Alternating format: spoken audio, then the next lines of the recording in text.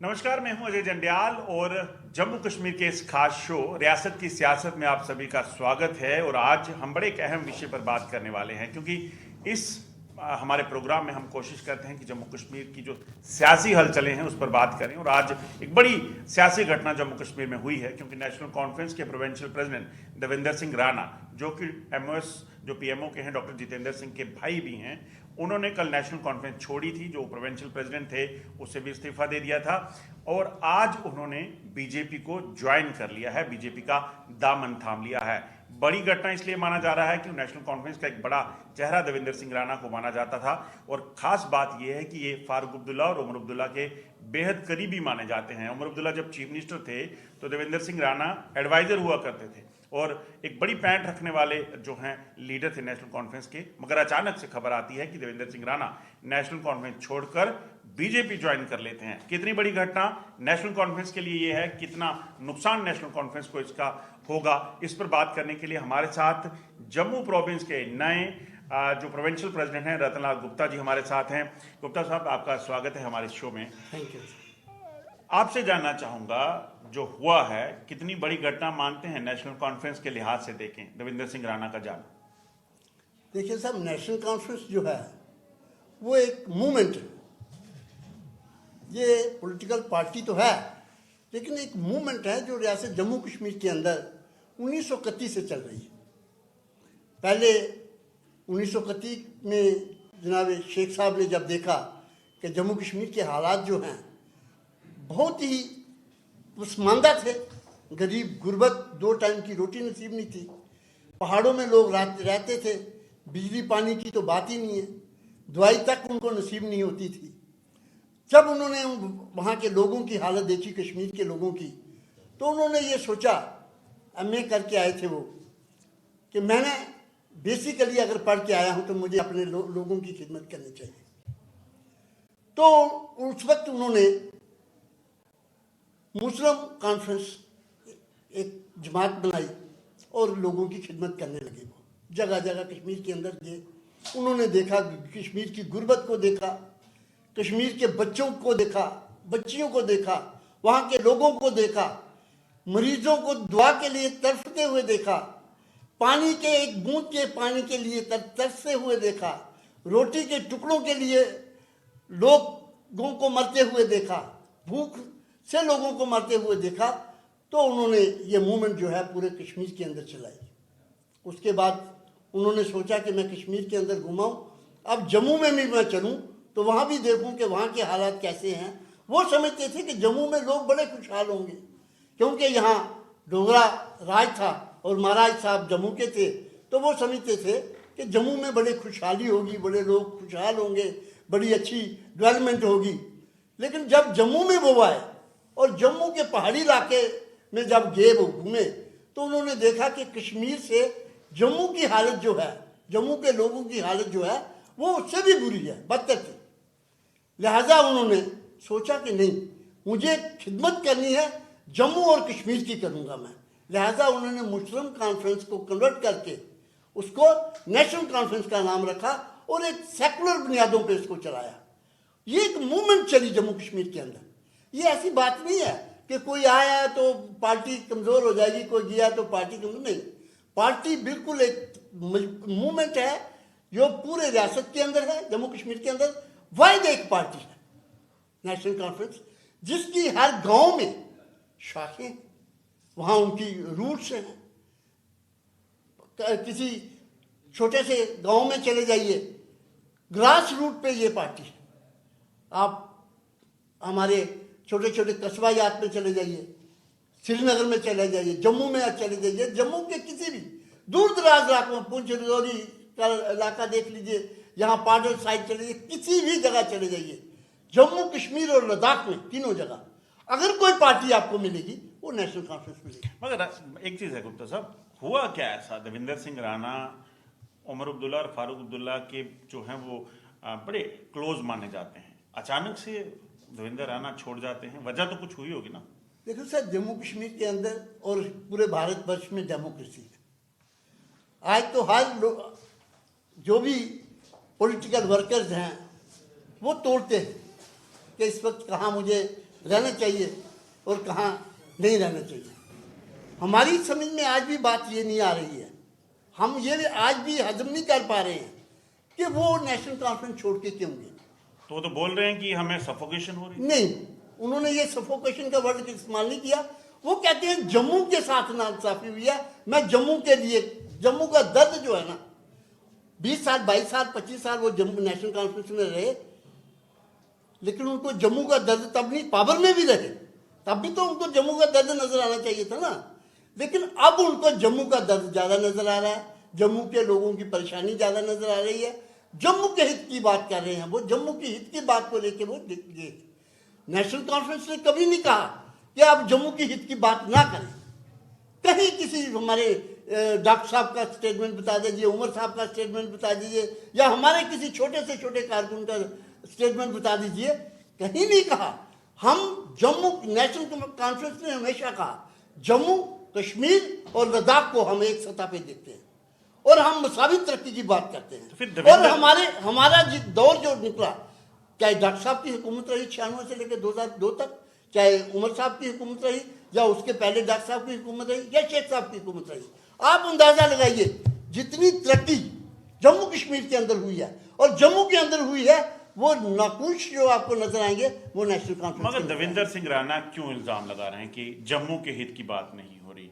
क्या गुपकार बन गया इसलिए? नहीं, ये मैं नहीं समझता। देखिए उनकी अब क्या सोच है, क्या सोच वजह तो हुई होगी। नहीं, हमारे नेशनल कॉन्फ्रेंस के साथ कोई ऐसी वजह नहीं हुई। नेशनल कॉन्फ्रेंस देखिए, हम तो 7 साल से तो बिल्कुल अपोजिशन में बैठे हैं। अब तो हम डेवलपमेंट तो नहीं करवा सकते, हम तो कह ही सकते हैं गवर्नमेंट को साहब डेवलपमेंट कीजिए। और हमने जम्मू के लिए फाइट की है, कभी हमने कसर कोई नहीं छोड़ी।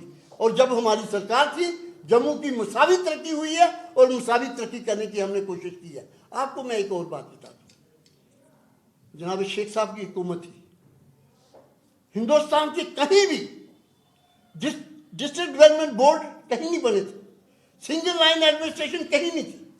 लोगों को ये शिकायत होती थी जम्मू वाले कश्मीर का हिस्सा खा गए, कश्मीर वाले लद्दाख का हिस्सा खा गए, कश्मीर वाले जम्मू का हिस्सा खा गए, ये आम शिकायत होती थी। लेकिन शेख साहब ने सिंगल लाइन एडमिनिस्ट्रेशन करके उन्होंने कहा जो डेवलपमेंट का पैसा आएगा डिस्ट्रिक्ट लेवल पे वो डिवाइड होगा। अब जब डिस्ट्रिक्ट लेवल पे प्लानिंग हो रही है, डिस्ट्रिक्ट लेवल पे डेवलपमेंट की बात हो रही है, तब कहां आप समझते हैं कि जम्मू को इग्नोर किया गया और कश्मीर को लगाया मगर गया? गुप्ता साहब, सवाल तो यही उठता है ना कि आपके अपने प्रोविंशियल प्रेसिडेंट जो आपकी कुर्सी पे बैठते थे, वही कह रहे हैं कि जम्मू के साथ नाइंसाफी है। क्यों? मगर ऐसा हुआ, कुछ तो हुआ होगा, कुछ मतभेद हुए हैं, वजह क्या है? देखिए मैं यही कह रहा हूं, अगर जम्मू के साथ नाइंसाफी की वो बात कर रहे हैं तो उनको ये 7 साल का पीरियड देखना चाहिए। इसमें हमारी नेशनल कॉन्फ्रेंस की तो हुकूमत है नहीं। इससे पहले वो खुद दर्जनों में आपको स्टेटमेंट कोट कर सकता हूं देवेंद्र सिंह राणा जी के, कि जम्मू कश्मीर और लद्दाख की हम मुसावी तरक्की कर रहे हैं। जब हमारी हुकूमत थी, 14 से पहले हमारी हुकूमत थी, एक जैसी तरक्की हुई है जम्मू की, कश्मीर की और लद्दाख की। और उमर साहब की स्पेशल अदायत थी। आप देखेंगे कि जितने भी मेन प्रोजेक्ट शुरू हुए हैं जम्मू कश्मीर के अंदर और खासकर जम्मू के अंदर, वो इनकी ही देन थी, उमर साहब की देन थी, इनकी हुकूमत की देन थी। और उमर साहब ने कभी नहीं, आप भी रहे हैं और जर्नलिस्ट हैं, आप बड़ी भांति देख रहे हैं जम्मू कश्मीर की सिचुएशन, आज से नहीं बल्कि कई सालों से। उमर साहब ने कभी जम्मू और कश्मीर या लद्दाख की कभी बात नहीं की। उन्होंने हमेशा रियासत की बात की और उन्होंने हमेशा रियासत की तरक्की की बात की। और रियासत की तरक्की के विदिन उन्होंने कहा जम्मू कश्मीर और लद्दाख को हम एक तरक्की। क्या फारूक अब्दुल्ला और उमर अब्दुल्ला के साथ अनबन हो गई है? क्योंकि खबरें कुछ ये भी आ रही हैं कि देवेंद्र राणा और फारूक अब्दुल्ला और उमर अब्दुल्ला के बीच में कुछ पिछले कुछ दिनों से मनमुटाव चल रहा था किसी चीज को लेकर, कुछ टाइज को लेकर। क्या कुछ वैसा है? नहीं, कोई ऐसी बात नहीं, हमारे नोटिस में कोई ऐसी बात नहीं। बल्कि ये देवेंद्र सिंह जी खुद मिले हैं, उन्होंने कोई ऐसी बात नहीं कही कि हमारी आपस में। जब वो वहाँ से निकले तो उन्होंने कहा ये तो खुशी होती है डॉक्टर फारूक साहब को और उमर साहब को मिलके, it's my pleasure to meet you. नुकसान कितना समझते हैं नेशनल कॉन्फ्रेंस को? हम नहीं समझते कि कोई नुकसान होगा। देखिए पार्टियाँ और मूवमेंट्स जो होती हैं ये किसी फर्द वाहिद के साथ जुड़ी नहीं होती है। आज आप देखिए, मतलब है कि हमारे जितनी इकाइयाँ हैं, प्रोविंस से लेके नीचे लेवल तक इंटैक्ट हैं, बहुत अच्छी। और हर एक के हमें फोन आ रहे हैं, उन्होंने वो सभी ये कहते हैं, सब ये नेशनल कॉन्फ्रेंस, मैंने जैसे पहले कहा, ये ग्रास रूट लेवल की पार्टी है। ये इसमें कोई नहीं कि एक दूसरे के साथ बंधा हुआ है, प्रोविंशियल प्रेसिडेंट चला तो पूरे कंपनी निकल गई, ऐसी बात नहीं है। ये लिमिटेड कंपनी नहीं है। ये मैंने फिर कहा कि नेशनल कॉन्फ्रेंस की अपनी एक आइडेंटिटी है। ये मेन प्रीमियर पॉलिटिकल पार्टी है जम्मू कश्मीर के अंदर। आज भी देखिए आपने, देखिए कश्मीर के अंदर, जम्मू के अंदर, हालांकि हमने पिछली बार इतने डट के इसमें नहीं आए, डीडीसी के इलेक्शन में नहीं आए, लेकिन फिर भी आप देखिए कि हमने 112 सीटें जीती। कड़ियां तो जुड़ रही हैं। आपके एक और पूर्व मंत्री और बड़े सीनियर नेता जो हैं सुरजीत सिंह सलाथिया, वो भी पार्टी छोड़ गए हैं। खबरें ये भी हैं कि और कई जो है नेशनल कॉन्फ्रेंस के नेता और राणा साहब के साथ लगातार जुड़े हुए हैं। देखिए मैं, ये तो आज सलाथिया साहब भी ज्वाइन कर गए हैं बीजेपी। मैंने फिर आपको यही कहा कि ये जम्मू कश्मीर और हिंदुस्तान के अंदर यही एक जो सिस्टम है हमारा। डरे हुए लग रहे हैं गुप्ता साहब, डरे हुए लग रहे हैं, क्योंकि हम ये कह नहीं सकते हैं, नहीं, हम ये कुछ कह नहीं कुछ सकते तो होगा, कुछ कि तो नहीं, बात तो कोई होगी तभी उन्होंने ज्वाइन किया। क्या हम बात ये है? कह नहीं सकते बात कि क्या लगी? बात क्या है या किस लिए, क्योंकि उन्होंने बताया नहीं, बात जो उन्होंने बताई नहीं। लेकिन जहाँ तक पॉलिटिक्स का तल्लक है, जहाँ तक नेशनल कॉन्फ्रेंस का तल्लक है, हमारे वो सीनियर साथी थे। कल तक वो सुरजीत सिंह सलाथिया हमारे स्टेट सेक्रेटरी रहे हैं, ये हमारे प्रोविंशियल प्रेसिडेंट थे। इन्होंने मतलब पार्टी के अंदर इन्होंने काम किया, अच्छे काम किए, कोई इसमें कोई दो राय नहीं है।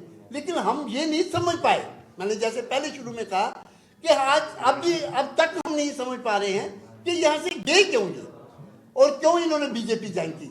लेकिन फिर आखिर में यही बात होती है कि इस वक्त हुकूमत जो है बीजेपी है। हर इंसान, पॉलिटिकल वर्कर की एक बड़ी ख्वाहिश होती है कि मैं पावर में रहूं।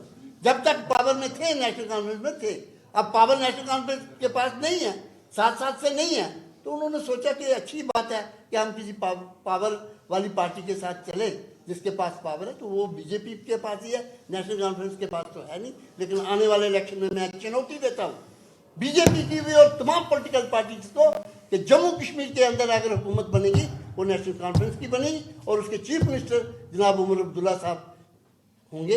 ये मैं आपको यकीन से कह सकता हूँ। मगर होगा कैसे अगर इस तरह से नेता छोड़कर जाते हैं? आपकी सांबा से एक्स एमएलए थे, नगरोटा से एक्स एमएलए थे देवेंद्र सिंह राणा, कैसे, मतलब तैयारियां क्या हैं? बाकी काडर को रोकने के लिए अब कुछ मुहिम चल रही है?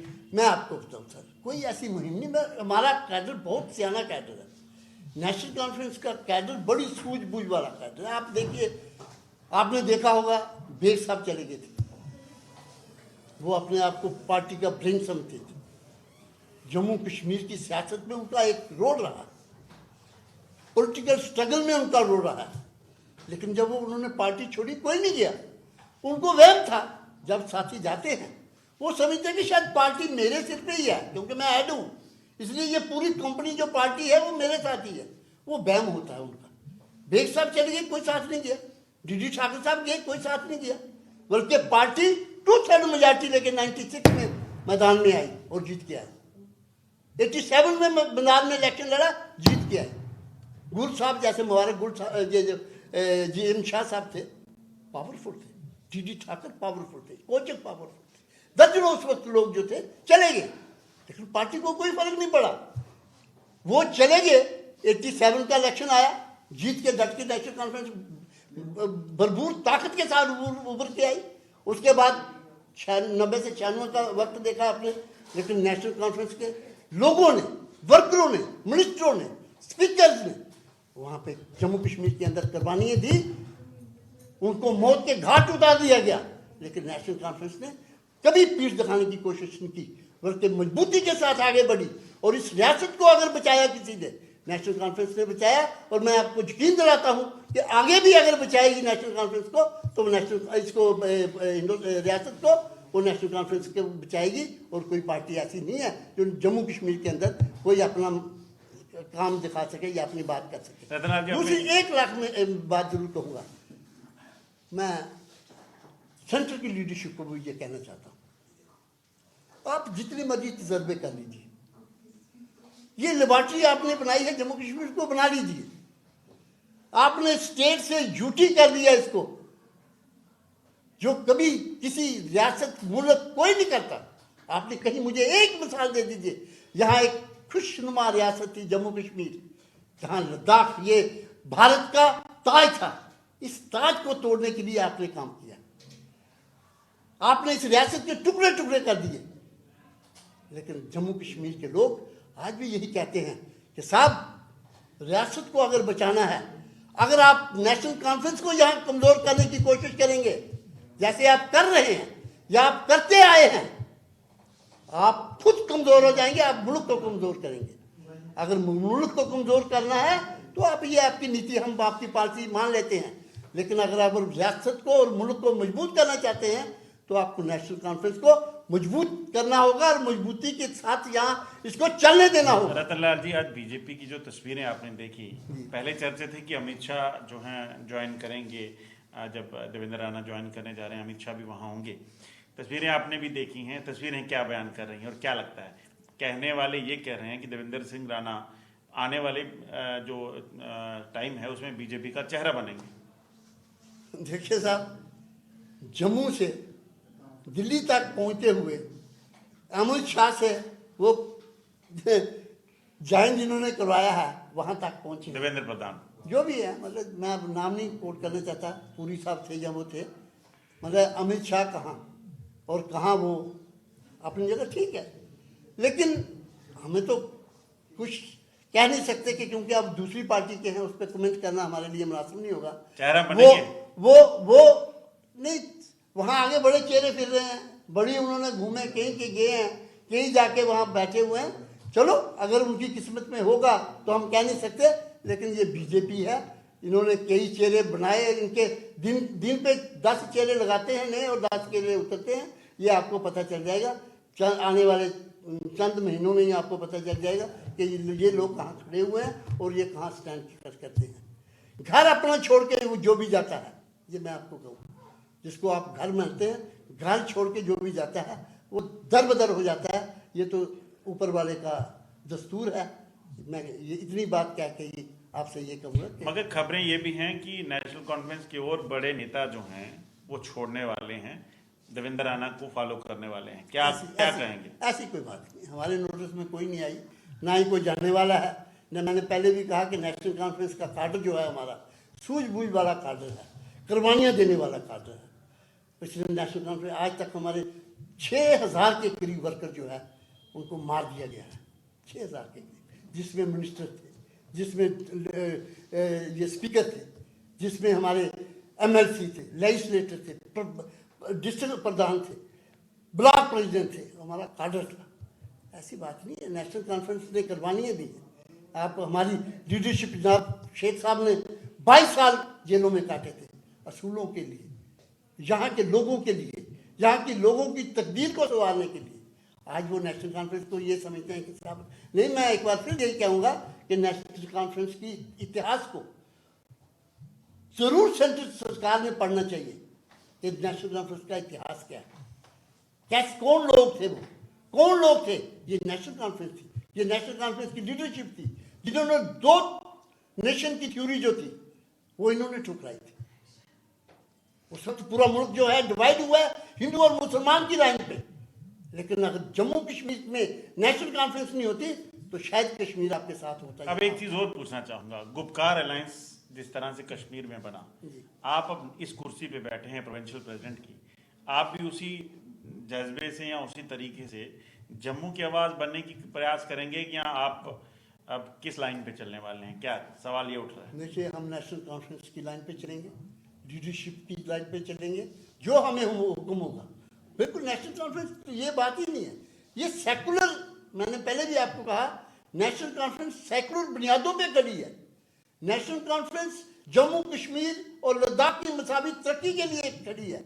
ये जो लोग जम्मू कश्मीर के दरमियान दीवारें खड़ी करने की कोशिश कर रहे हैं, ये जो लोग हिंदू और मुसलमान के दरमियान दीवारें खड़ी करने की कोशिश कर रहे हैं, ये जो लोग रीजनल आवाज को हवा देने की कोशिश कर रहे हैं, हम इसका डट के मुकाबला करेंगे और इसके लिए लड़ेंगे ताकि ये जो बीमारी है जम्मू कश्मीर के अंदर ना आए। देवेंद्र सिंह राणा के अब पार्टी में नहीं है, क्या अब भी आप ये समझते हैं कि दफ़ा 370 टूटना गलत है? आप उसकी आवाज़ उठा रहे हैं क्योंकि आप प्रोविंशियल प्रेसिडेंट हैं नहीं? और दूसरा, क्या तमाम जो चीज़ें जम्मू कश्मीर में चुनावों को लेकर जम्मू के हित की बात को लेकर होती थी, वो नेशनल कॉन्फ्रेंस का जम्मू प्रोविंस का प्रेसिडेंट जो है वो उठाएगा? जम्मू कश्मीर ये प्रोविंस पाई तो पार्टी नहीं ना है। हमारी party Jammu Kashmir national conference है, और national conference, Jammu Kashmir national conference जो भी फैसले करती है वो वर्किंग कमेटी, हमारी सुप्रीम बॉडी जो है वो करती है। जहाँ तक 370 का ताल्लुक है, आप भी जम्मू के हैं, आप मुझे बताइए कि जब से ये 5 अगस्त 2019 को ये गया, उसके बाद जम्मू कश्मीर की हालत क्या हुई है आप मुझे बता दीजिए। क्या जम्मू कश्मीर का जो नौजवान है आज वो नौकरी मिली है उसको? ये जो कहते थे कि हम जनाब जम्मू कश्मीर के अंदर हम अनएम्प्लॉयमेंट खत्म करेंगे, इंडस्ट्री लाएंगे, करोड़ों खरबों रुपए की यहाँ पे इन्वेस्टमेंट होगी, कोई जो है कोई 2 टाइम की रोटी के लिए आवाज़ार नहीं होगा, यहाँ की जो डेवलपमेंट होगी हम डट के करवाएंगे, मिलिटेंसी का यहाँ से बिल्कुल टोटली खात्मा करेंगे। बीजेपी को रोक पाएंगे? बीजेपी को रोक पाएंगे जो बीजेपी अपना चक्र बना रही है कि बीजेपी अब चीफ मिनिस्टर बनाएगी जम्मू कश्मीर में अपना? बीजेपी दिन को ख्वाब देख रही है। अभी ज़्यादा दूर की बात नहीं है, अभी पिछले महीने में हाई कोर्ट बार एसोसिएशन का इलेक्शन हुआ, बीजेपी ने अपना कैंडिडेट खड़ा किया था, वहां तीसरे नंबर पे वो आया, इलेक्शन हार गया, जबकि 350 के करीब इनके अपने लोग जो हैं सरकारी वहां पे वकील लगे हुए हैं, उन्होंने भी वोट इनको नहीं दिए। आज बीजेपी जो है पीछे भाग रही है, ये आगे की तरफ नहीं बढ़ रही है। उसके अलावा आप देख लीजिए इनकी हालत जो हुई है, जो जिनके लोग जो जम्मू के अंदर जम्मू बंद का नारा दिया और पिछले दिनों जो बंद हुआ है, आप अंदाजा लगाइए, दुखी है लोग, आप महसूस करते हैं ना। ये जो बंद हुआ है ऑटोमेटिकली बंद हुआ है, किसी के कहने पे नहीं हुआ। एक आखिरी और सवाल, वही लोग थे, बीजेपी के लोग ही थे जो बीजेपी मुर्दाबाद के नारे लगा। एक आखिरी सवाल कि क्या नेशनल कॉन्फ्रेंस आने वाले चुनावों में अलायंस में चुनाव लड़ेगी या नेशनल कॉन्फ्रेंस अपने तौर पर चुनाव लड़ेगी या गुपकार का हिस्सा होगा? देखिए इस वक्त तक तो नेशनल कॉन्फ्रेंस तो अपने बलबूते पे यहाँ जम्मू कश्मीर के अंदर काम कर रही है, और उसी ताकत के साथ, उसी वलवले के साथ जम्मू कश्मीर के अंदर इलेक्शन लड़ेगी नेशनल कॉन्फ्रेंस, इसमें कोई दो राय नहीं है। जहाँ तक आगे अलायंस का ताल्लुक है, उस वक्त जो माहौल होगा, जो टाइम आएगा, उस वक्त हमारी वर्किंग कमेटी बैठेगी, जो वो फैसला लेगी। मैंने पहले भी कहा हमारी वर्किंग कमेटी सुप्रीम है, हमारी वर्किंग कमेटी जो फैसला लेगी उस पर हम चलेंगे। बहुत बहुत शुक्रिया हमसे बात करने के लिए। ये थे रतनलाल गुप्ता, नेशनल कॉन्फ्रेंस के नए प्रोविंशियल प्रेसिडेंट। देवेंद्र सिंह राणा के जाने के बाद नेशनल कॉन्फ्रेंस को कोई फर्क नहीं पड़ता, वो इनका कहना है, क्योंकि नेशनल कॉन्फ्रेंस एक मूवमेंट है। ये आने वाला वक्त बताएगा कि कितना फर्क पड़ता है, मगर ये सच्चाई है कि देवेंद्र सिंह राणा ने बीजेपी का दामन थाम लिया है, और अब जो है बीजेपी जो है जब सीधे आने वाले चुनाव आएंगे नेशनल कॉन्फ्रेंस के खिलाफ क्या कुछ बोलते हैं, क्या कुछ कहते हैं, वो बड़ी बात होगी। आज के प्रोग्राम में बस इतना ही, मुझे दीजिए इजाजत, नमस्कार।